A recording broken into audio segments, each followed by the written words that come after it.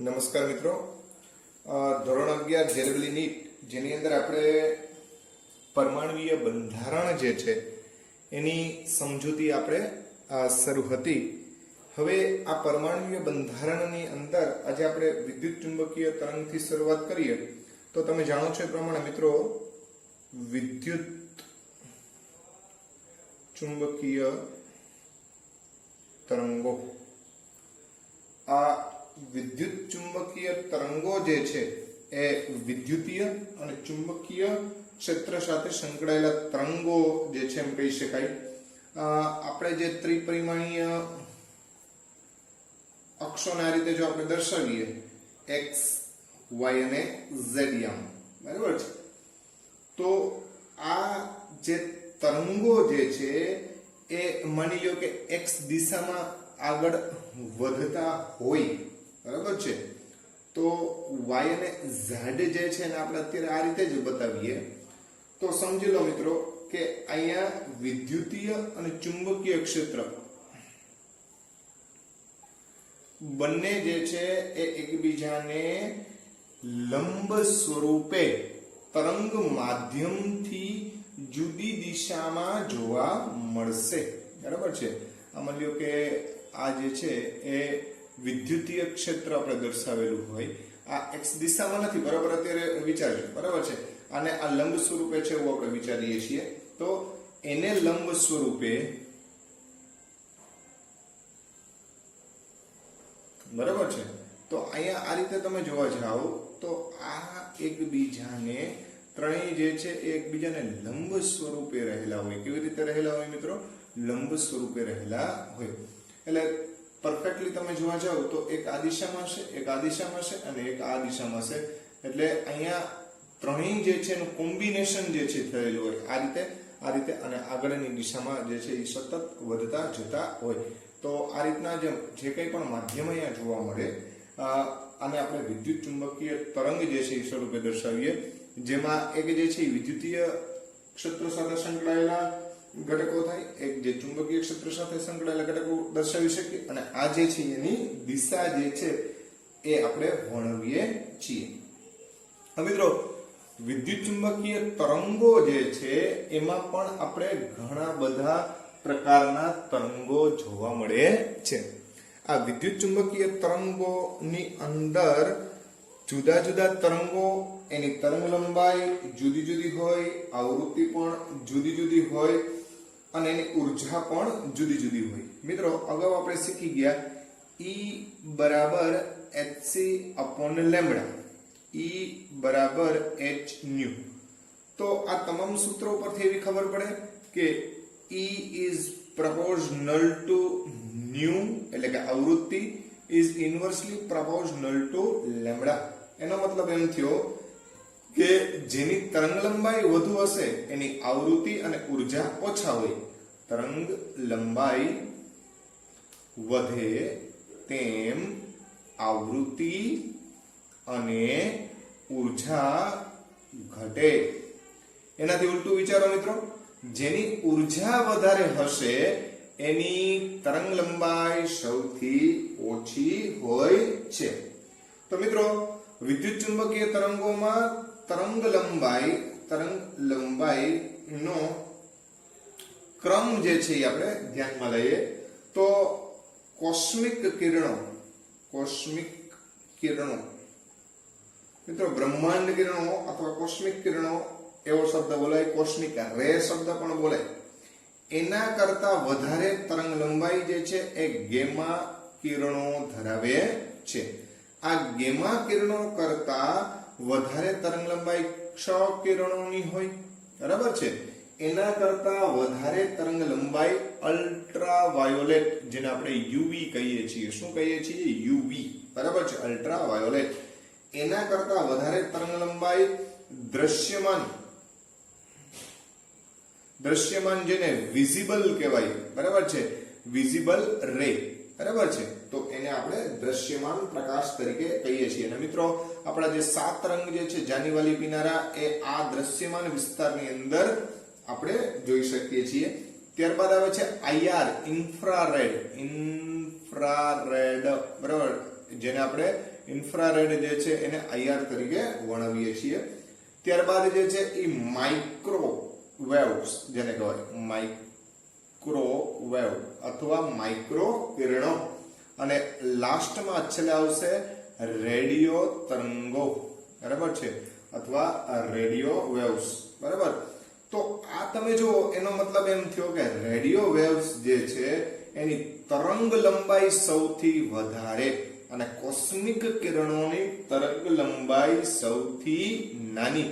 મિત્રો આ જે છે એ આપણે ચડતો ક્રમ દર્શાવેલો છે. કયો ક્રમ બતાવેલો છે? ચડતો ક્રમ. એટલે કે જેમ તમે આગળ જતા જાઓ એમ તરંગ લંબાઈ વધે. તરંગ લંબાઈ એટલે કે લેમ્બડા જે છે એનો શું જોવા મળશે? વધારો જોવા મળશે. આનાથી તદ્દન ઉલટું વિચારી શકાય કે આ જ ક્રમ જે છે એના કરતા ઉલટો ક્રમ કરો તો તમને ઉર્જા અને આવૃત્તિનો ક્રમ મળે. એનો મતલબ એમ થયો કે રેડિયો તરંગો જે છે એની તરંગ લંબાઈ સૌથી વધારે છે તો સામેની ઉર્જા સૌથી ઓછી ગણાય. તો મિત્રો આ એક માહિતીલક્ષી બાબત છે જેને ખાસ તમારે તમારી બુકની અંદર નોંધી લેવું. હવે મિત્રો વિદ્યુત ચુંબકીય તરંગો જે છે એના ઉપરથી જુદા જુદા ઘટકો જે છે એના વિશે અભ્યાસ કરવામાં આવ્યો. એના આધારે પ્રકાશ જે છે એને એક કણ સ્વરૂપ ગણવામાં આવ્યું. પ્રકાશને કણ સ્વરૂપ ગણવામાં આવ્યું. અત્યાર સુધી તો આપણે ચુંબકીય સ્વરૂપે તરંગ સ્વરૂપે ગણતા હતા, પણ આ સાદા તરંગો નથી પણ વિદ્યુત ચુંબકીય તરંગો છે. અને વિદ્યુત ચુંબકીય તરંગો જે છે એના સંદર્ભમાં જો આપણે વિચારવા જાય તો એક નવું સ્વરૂપ જેમ જોવા મળ્યું, પ્રકાશનું કણ સ્વરૂપ, જેને આપણે ફોટોન કહીએ છીએ, બરાબર છે. ફોટોસ મીન્સ પ્રકાશ, બરાબર. આ ગ્રીક ભાષાનો વર્ડ છે ફોટોસ, એના ઉપરથી શબ્દ આવ્યો ફોટોન, એટલે કે પ્રકાશનું કણ સ્વરૂપ, એવું આપણે એને વિચારી શકીએ. હવે ભાઈ આ પ્રકાશનું ફોટોન સ્વરૂપ જે છે એની સાથે સંકળાયેલી ઉર્જા E બરાબર hν આપણે લઈએ છીએ, અથવા E બરાબર hc/λ આ ફોટોન સાથે સંકળાયેલી ઉર્જા છે. આનું મૂલ્ય મિત્રો પ્રતિ ફોટોનમાં આપણે દર્શાવીએ છીએ. શેમાં દર્શાવીએ છીએ? પ્રતિ ફોટોન, એવું આપણે એના માટે વિચારીએ છીએ. હવે જો આપણે એને n × E એટલે કે આને જો આપણે એવોગેડ્રો આંક વડે ગુણી નાખીએ તો 1 મોલ ફોટોન એટલે કે 1 મોલ ફોટોનની ઉર્જા ગણાય. તો મિત્રો 1 મોલ ફોટોનમાં સમાયેલી ઉર્જા, 1 મોલ ફોટોનની ઉર્જા, જેને એક આઇન્સ્ટાઈન મૂલ્ય કહેવામાં આવે છે. એટલે કે Ne બરાબર nhc/λ. જ્યાં E બરાબર hc/λ હતું જ આપણે n વડે ગુણી નાખીએ તો એને 1 મોલ ફોટોન સાથે સંકળાયેલી ઉર્જા એટલે કે 1 મોલ ફોટોનની ઉર્જાને આપણે શું બોલ્યા મિત્રો? તો કે એક આઇન્સ્ટાઈન મૂલ્ય, એવી રીતે આપણે એને દર્શાવી શકીએ. તો મિત્રો આ જે છે એ આઇન્સ્ટાઈન મૂલ્ય જે છે એની આપણે ચર્ચા કરી. હવે એક સિમ્પલ ઉદાહરણ આને અનુરૂપ પણ એક જરાક ધ્યાનમાં લઈએ.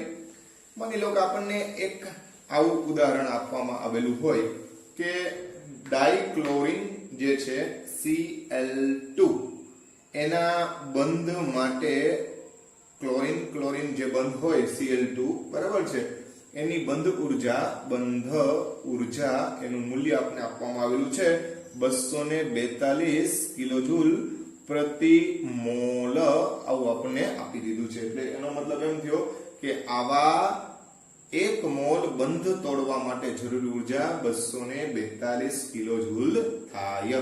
આ એની બંધ ઉર્જા છે. તો એક Cl બંધ તોડવા માટે જરૂરી તરંગ લંબાઈ એટલે કે લેમ્બડા શોધો. અહીંયા મિત્રો આપણને બરોબર ધ્યાન રાખજો, ઉર્જા આપી દેવામાં આવેલી છે, પણ આ ઉર્જાનું મૂલ્ય પ્રતિ મોલ છે. શું છે? પ્રતિ મોલ. આપણે એક ઘટક માટે ગણતરી કરવાની છે. તો મિત્રો આપણે તરંગ લંબાઈ જે છે એ ની ગણતરી કરવી છે. હવે તમને ખબર છે કે અહીંયા પ્રતિ મોલ ઉર્જા આપી છે. તો જો આપણે આ ઉર્જાને એવોગેડ્રો આંક વડે ભાગી નાખીએ તો એ આપણને એક ઘટક સાથે એટલે એક ClCl બંધ સાથેની ઉર્જા પ્રાપ્ત થઈ જાય. તો હું આમ દર્શાવીશ કે આ જે મૂલ્ય છે ને એની જેટલું છે. કેટલું છે? એની જેટલું. બરાબર છે. અને એ મૂલ્ય આપ્યું છે આપણને 242 આપ્યું છે. શું આપ્યું છે? 242. હવે જો મારે ઈ જોતો હોય તો 242 ભાગ્યા n કરી નાખું. બરાબર છે. હવે 242 ભાગ્યા n કરી નાખું એટલે મને ઈ મળી જાય. હવે ઈ એટલે શું? તો કે hc/λ. 242 ભાગ્યા n. મારે તો શું જોઈએ છે ભાઈ? લેમ્બડા જોઈએ છે. શું જોઈએ છે? લેમ્બડા. તો હવે ભાઈ લેમ્બડાનું મૂલ્ય જોતું હોય તો લેમ્બડાને કરતા બનાવી દે. તો લેમ્બડાને કરતા બનાવો તો શું થશે? તો કે hcn / 242. આ લેમ્બડા અહીંયા જવા દે. hcn / 242. h એટલે પ્લાન્ક અચળાંક 6.626 ગુણ્યા 10⁻⁻34. c એટલે પ્રકાશનો વેગ 3 ગુણ્યા 10⁸ મીટર પ્રતિ સેકન્ડ. બરાબર છે. અને n એટલે 6.022 ગુણ્યા 10⁻23 છેદમાં 242. તો મિત્રો આ બધાનો ગુણાકાર કરી એને 242 વડે આપણે ભાગીએ એટલે નિયર અબાઉટ 0.49 into 10⁻³ એવો આપણને જવાબ પ્રાપ્ત થશે. એટલે કે લગભગ બરાબર આપણે એમ કહી શકીએ આ 0.5 લ્યો તો 0.5 ગુણ્યા 10⁻³ એટલે કે 5 ગુણ્યા 10⁻⁴.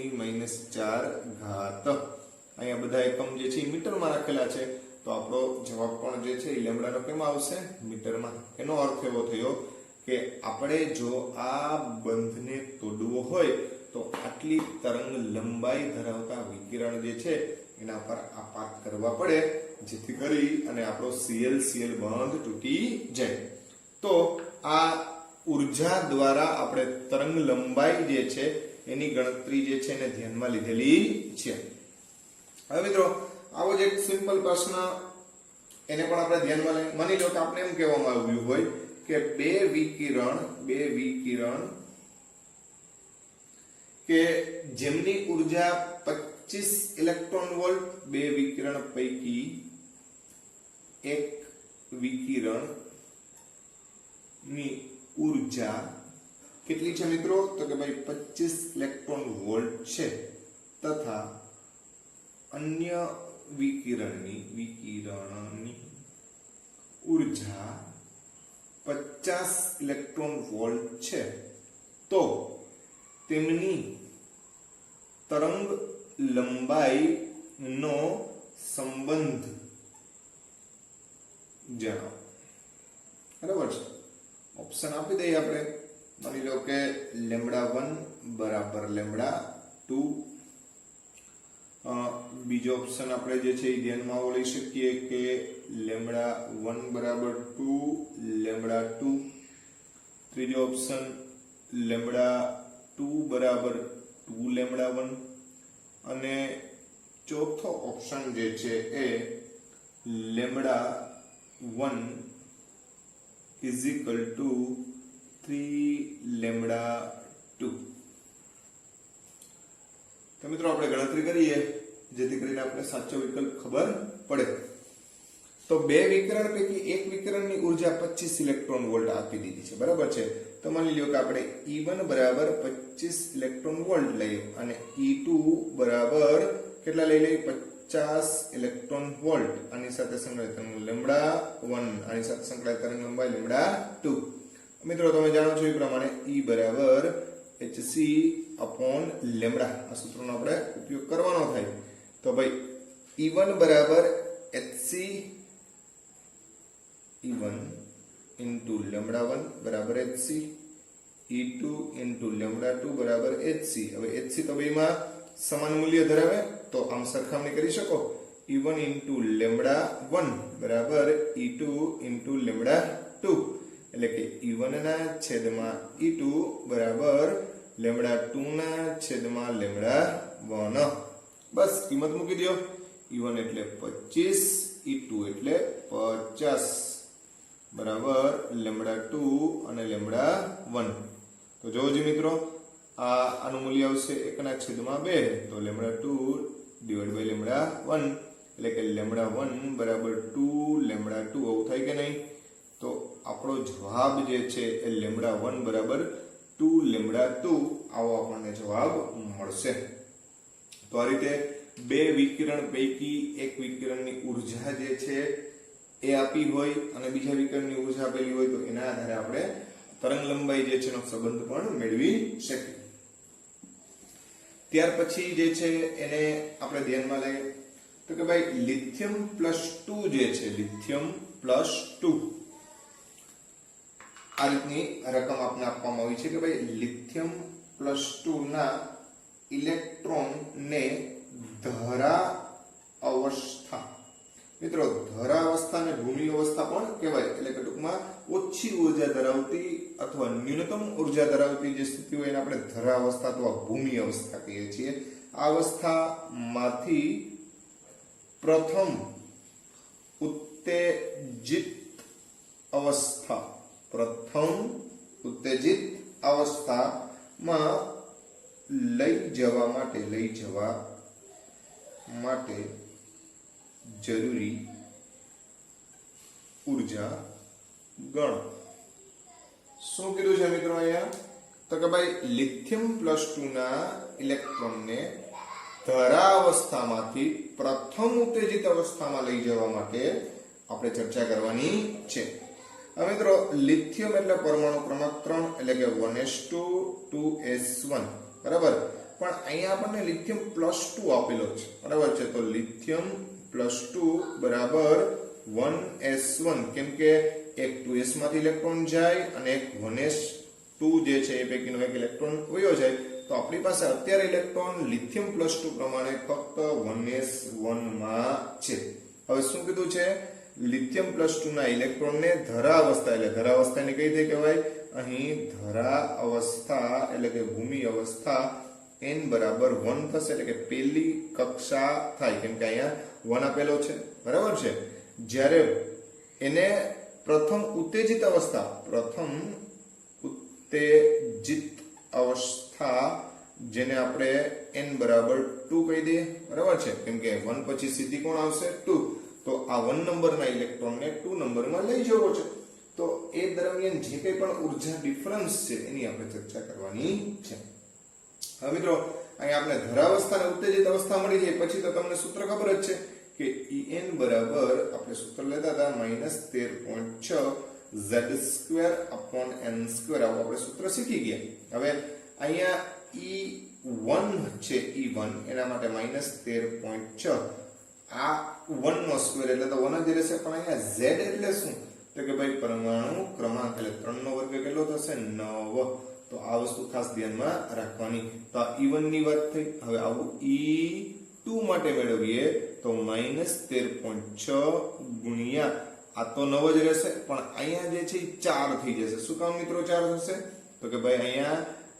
n બરાબર 2 જે છે તો એના માટે 2 નો વર્ગ એટલે કેટલો થશે 4 બસ હવે આના મૂલ્ય તમે આની ગણતરી કરી નાખો મિત્રો તો -13.6 ગુણ્યા 9 તમે કરશો એટલે એનું મૂલ્ય જે છે આપણને -122.4 જેટલું પ્રાપ્ત થશે ઇલેક્ટ્રોન વોલ્ટ અને તમે આ 122.4 ભાગ્યા તમારે કેટલા કરવાના રહીએ 4 કરવાના રહીએ તો એનું મૂલ્ય જે છે એ 4 તેરી 12 એટલે 30 ની આડેગાળેનું મળે તો -30.6 ઇલેક્ટ્રોન વોલ્ટ જેટલું પ્રાપ્ત થાય હવે E2 E1 કરો એટલે કે E2 E1 એટલે કે -30.6 અને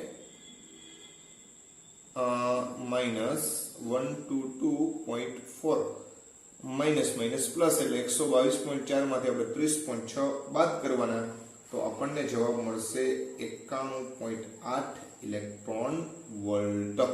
તો એનો મતલબ એમ થયો કે જ્યારે તમારે E1 માંથી E2 માં એટલે કે પ્રથમ ઉત્તેજિત અવસ્થામાં ઇલેક્ટ્રોનને જો લઈ જવો હોય તો એના માટે થઈ અને તમારે આટલી ઉર્જા જે છે એ શું કરવી પડે, આપવી પડે. અહીંયા મિત્રો મૂલ્ય પ્લસ છે એનો મતલબ જે છે એ ઉર્જા આપવી પડે છે. જો આ મૂલ્ય માઇનસ મળે તો સમજવાનું કે ઉત્સર્જિત થાય છે. દાખલા તરીકે પ્રથમ ઉત્તેજિત અવસ્થામાંથી ધરાવસ્થામાં આવત તો અહીંયા n બરાબર 2 માંથી 1 થાત એટલે ઇનિશિયલ સ્ટેટ જે છે એ 2 ને ગણત અને એને 1 ગણત. તો આપણે અહીંયા E1 E2 લખત. એટલે આ વસ્તુ ખાસ ધ્યાનમાં રાખવાની. તો આ રીતે આપણે લિથિયમ પ્લસ 2 ના સળની વાત કરેલી છે. ત્યાર પછી બહુ જ પ્રશ્ન પૂછાય છે આ રીતનો, ઘણી બધી વાર પ્રશ્ન જે છે એ પૂછાયેલો છે અને તમને પણ આ રીતના ઘણા બધા પ્રશ્નો જોવા મળશે. એક ઉદાહરણ લઈએ. નીચે પૈકી કયા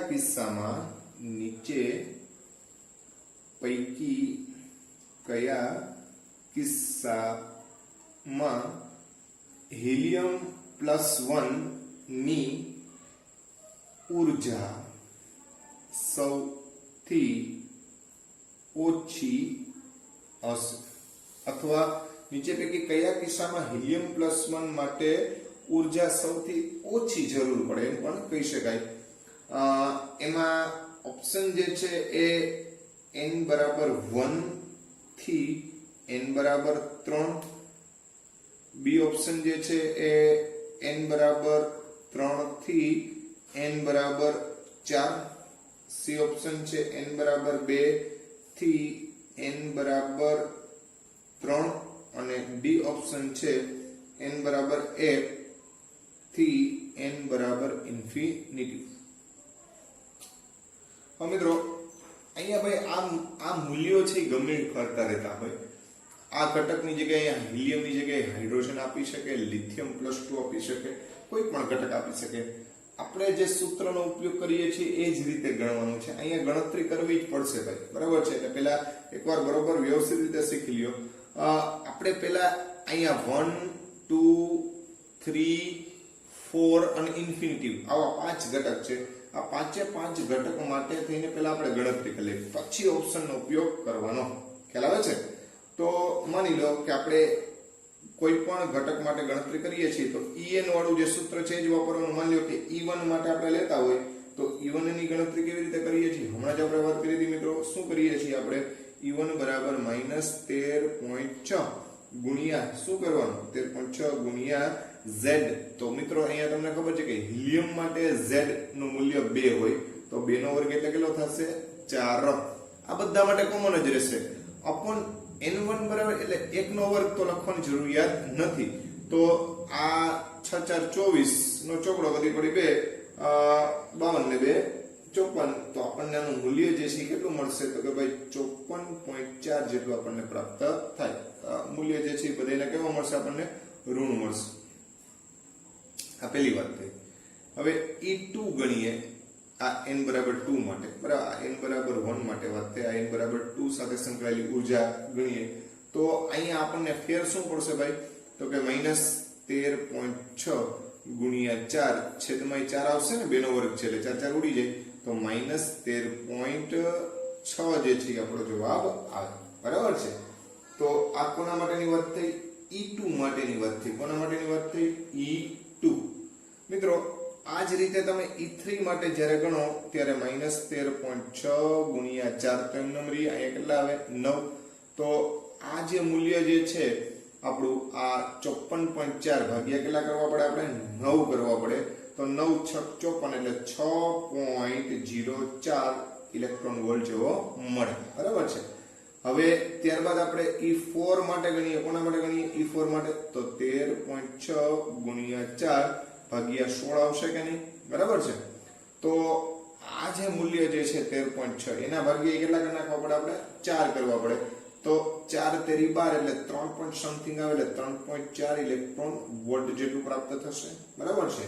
અને E ઇન્ફિનિટી માટે તમે જોવા જાઓ, બરાબર છે, તો અહીંયા ઇન્ફિનિટી સ્ક્વેર એટલે અનંત ઇન્ફિનિટી વધ થાય અને અનંત વડે ભાગો એટલે એનું મૂલ્ય જે છે આપણને કેટલું મળશે તો કે ભાઈ 0 મળશે. શું મળશે? 0 મળશે. તો આ E ઇન્ફિનિટિવ થઈ. હવે વાત રહી દરેક ઓપ્શનની. દાખલા તરીકે એ ઓપ્શન માટે વિચારો તો અહીંયા n1 n બરાબર 1 થી n બરાબર 3, તો અંતિમ સ્થિતિ શું થઈ? 3. તો 3 - 1 એટલે E3 - E1. તો E3 - E1 કરવા જાવ એટલે -6.4 -6.04, એમાંથી બાદ કેટલા કરવાના રહીએ? -54.4, એટલે માઇનસ માઇનસ પ્લસ એટલે 54.4. તો 54.4 માંથી 6 કાઢી નાખો એટલે ગેપ જે છે એ તમને અહીંયા મળશે 48.36 ઇલેક્ટ્રોન વોલ્ટ.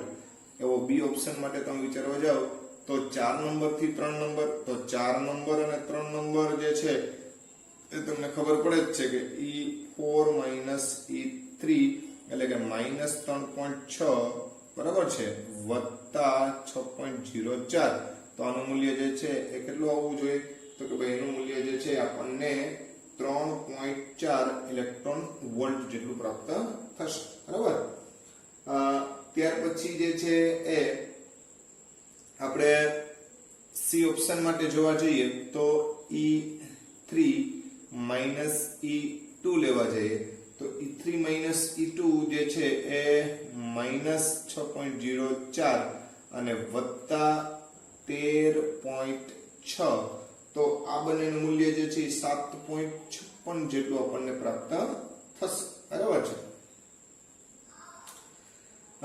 ત્યાર પછી આપણે ડી ઓપ્શન માટે E ઇન્ફિનિટિવ થી E1 એટલે કે 0 -1 1 માટે થઈને એટલે 54 એટલે કે +54.4 લેવા જઈએ તો ટોટલ આપણને 54.4 જેટલું મૂલ્ય પ્રાપ્ત થાય. તો મિત્રો તમે જોઈ શકો છો કે સૌથી વધારે જે ડિફરન્સ જેને કહીએ એ E ઇન્ફિનિટિવ થી E1 માં થાય અને સૌથી ઓછો ડિફરન્સ જે છે એ બી ઓપ્શન. એટલે કે આપણે અહીંયા કીધું હતું કે સૌથી ઓછી ઉર્જા કેના માટે જોઈએ? તો જ્યારે એ 3 નંબર થી 4 નંબરમાં સંક્રમણ પામશે. કેટલા નંબરથી? 3 નંબરથી 4 નંબરમાં, ત્યારે સૌથી ઓછામાં ઓછી ઉર્જાની જરૂર પડશે. તો મિત્રો અહીંયા આપણા જુદી જુદી ઉર્જા સાથે સંકળાયેલી જે બાબતો જે છે એને આજે આપણા લેક્ચરની અંદર આપણે પ્રાધાન્ય આપેલું છે. તો આ રીતે જુદી જુદી ઉર્જા જે છે એમાં થતા ફેરફાર એની આજે આપણે સમજૂતી મેળવેલી છે.